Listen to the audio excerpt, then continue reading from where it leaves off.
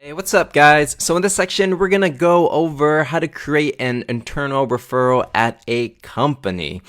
So here's how you want to get started. First, you're going to go on LinkedIn and you're going to figure out who the initial stakeholder is. For example, it might be, let's say, the director of marketing. And so at this company, once you figure out who the initial stakeholder is, you want to find that person's boss. And it might be the CMO, CEO, or just the owner of the company. And so here's what we're going to do. We're going to do an informal cold call to the owner of the company or the owner's office. And then with that phone call, you want to reference that conversation with the owner or owner's office in an email, and you want to send it to someone lower level at the company. For example, you would call the owner's office, talk to the owner, then you would send an email to the director of marketing right after. So let's go ahead and dive into an example.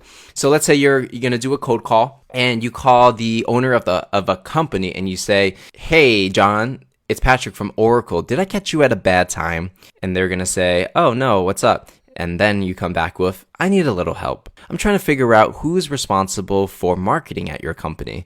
And they're going to say, "Oh yeah, Joey is responsible for marketing. Go ahead and talk to him." And so once you have a conversation with the owner of the company and he tells you to talk to the director of marketing, which is Joey, what you want to do is you reference a phone conversation in the email, send it to Joey in your subject and body. So the subject line is going to be marketing via and whatever the owner's name is. And in that email, you're going to say, "Hey, Joey, John let me know you're the appropriate person to talk to about marketing. I noticed you're missing 3 key elements on your Yelp page that have been proven to," then you put in your unique benefit. "In fact, it's currently working for our other clients like client A, client B, client C. So if it makes sense to talk, let me know what your calendar looks like." So again, you did a cold call to the owner, then you're writing an email to someone lower level at the company, referencing the owner's name in the subject line and in the body.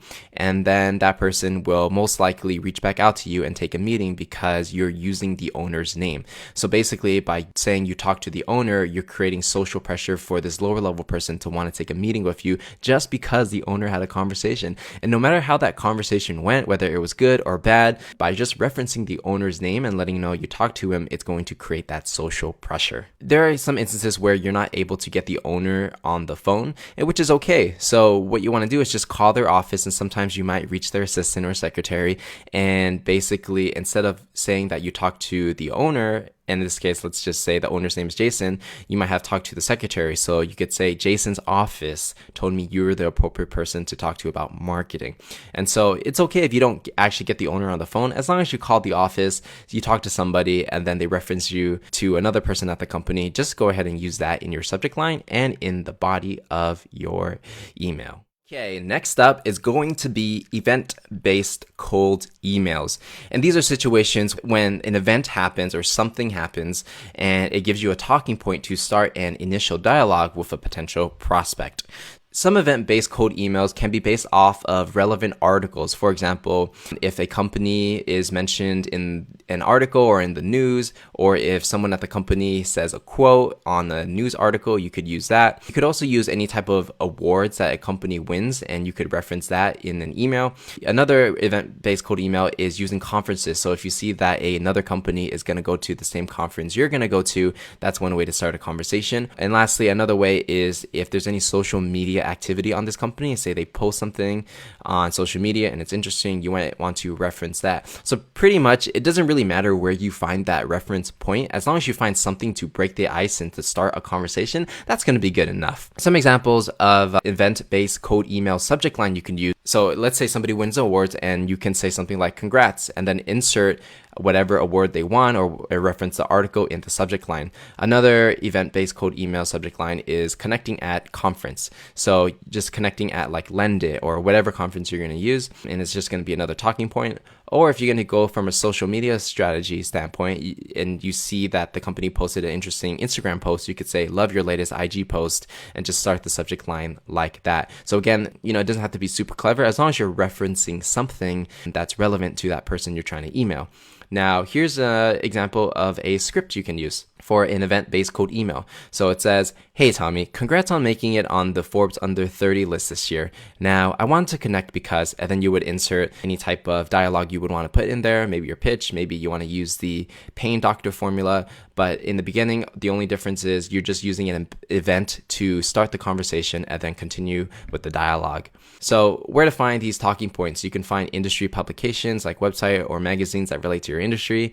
You can subscribe to different newsletters on that specific company. You can create Google alerts for specific people and companies so that if anything pops up in the news, it's going to be in your Google alerts feed. You can also check out LinkedIn News, which is really good for following companies and people. And on Feedly, you can basically create an RSS feed or some kind of feed where if there's any update on a website, it's going to show it to you. So where you find your talking points, again, it doesn't really matter. What tools you use doesn't really matter. I just want to give you a few to get you started. But the main thing is you start with a talking point, whether a company won a competition or they won an award or something happened in their industry that's really amazing. Reference it and then start a conversation and try to get a meeting with them that way. What's poppin', guys? In this section, we're going to show you how to write cold emails by offering value to your prospects. So here's how you're going to offer value. And there's a lot of confusion of what exactly value is. So let's go ahead and really break this down. So this strategy is really good for high value prospect where you're going to offer free value to them before you even ask for anything. And these offers can be very personalized and specific to that person's business. And this really works if you really want to work with a certain client or customer and you really want to get your foot in the door. This is a really great way to offer some value, give something without asking for anything in return. And then when you built up enough credibility and you built up and give them enough value, then it's okay to ask for a meeting. So here's an example of how you can offer value to a prospect. You can analyze their company similar to what a consultant would do, and at the end put in some actionable analysis or insight that they can do to improve their business. You could also do that analysis and offer them consultation over the phone and offer this completely for free, and really you're just looking at their business and helping them solve some of their challenges to help them improve. You can also give people introductions to people that they may want to have introductions to, or connect them to the right people that will help them in their business. And finally, you can give them a free trial of whatever product or service you're offering, just to give them free value to, it's kind of like, give them something for free before they, take a meeting or buy something so that they have an idea of what you are offering. So here's an example of how you can offer value as an email script. And in this example, I'm basically acting as a consultant on a Yelp consultant, helping them optimize their Yelp page so they can get more foot traffic. And this is how I would approach it, by giving them actionable insights that they could do to improve their business. And then eventually, if it works, then maybe they would want to take a meeting with me. So let's go ahead and try this out. Hey John, I came across your Yelp page and noticed you haven't included a few critical details in your About section that's proven to increase foot traffic by 34%. Specifically, a few elements that'll get you more customers include email address, awards won, store hours. I actually help companies like yours, and then you want to put in your value proposition in there. It could be like social media consultation or whatever the case may be. And then you would say, if it makes sense to talk, let me know what your calendar looks like.